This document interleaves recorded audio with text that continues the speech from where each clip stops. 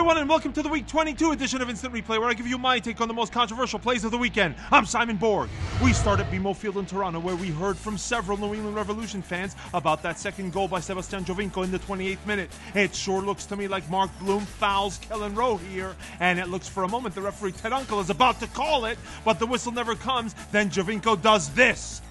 Giovinco, look at that curling effort! My word! Giovinco's third goal came on a PK called in the 75th minute, and it's a no-brainer. New England's Darius Barnes tugs on Jonathan Osorio's shirt in the box, enough to throw him off balance. Uncle points to the spot like only he does.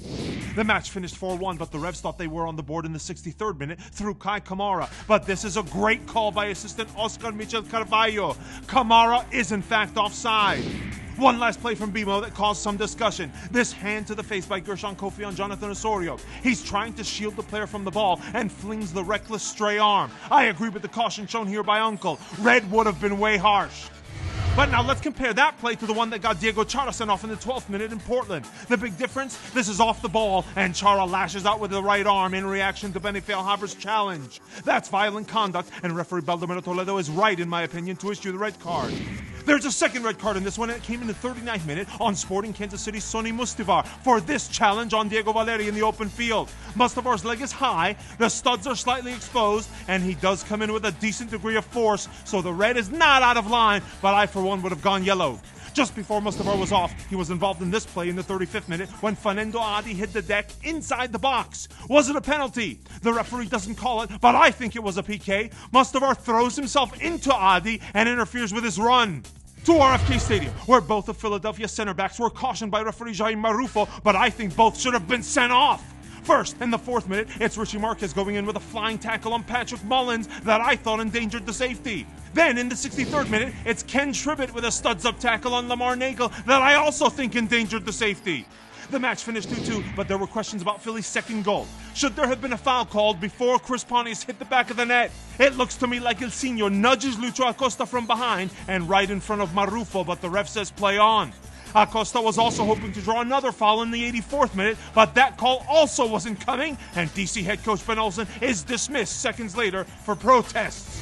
To Rio Tinto Stadium, where in the 19th minute, fourth official Armando Villarreal had to take over for assistant Mike Roddersman due to injury. And so what do you do in this case? You just swap shoes, and I guess they happen to be the same size in this case.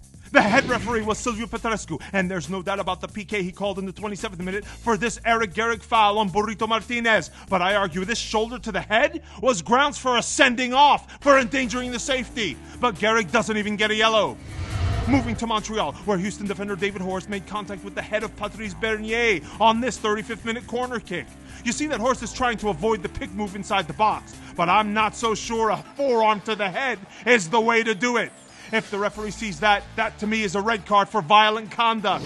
Big debate around Montreal's game-winning goal by Italian forward Matteo Mancosu. Was there a handball on the play? No protest from the Houston Dynamo players, but with the help of replay, it seems to me like Mancosu uses the top of his right arm, not his chest, to bring the ball down. Just a few minutes before, the Dynamo were hoping for a penalty of their own to break the deadlock when Will Bruin goes down in the box. But there was no call forthcoming from referee Marcos de Oliveira. Yes, Impact defender Victor Cabrera gets the ball, but in my opinion, he goes through Bruin to do it. But I think this foul happens just outside the box, so for me, this is a free kick and a red card for denial of an obvious goal-scoring opportunity. The Sounders didn't have any issue generating scoring opportunities of their own in Orlando, where they won 3-1. And although we had Jeff Radcliffe telling us he thought both the second and third Seattle goals were offside, I have to disagree. They were tight calls, but on freeze frame, to me, forward Jordan Morris looks dead on with the last defender on both occasions. Kudos to assistants Cameron Blanchard and then Corey Rockwell for keeping the flag down.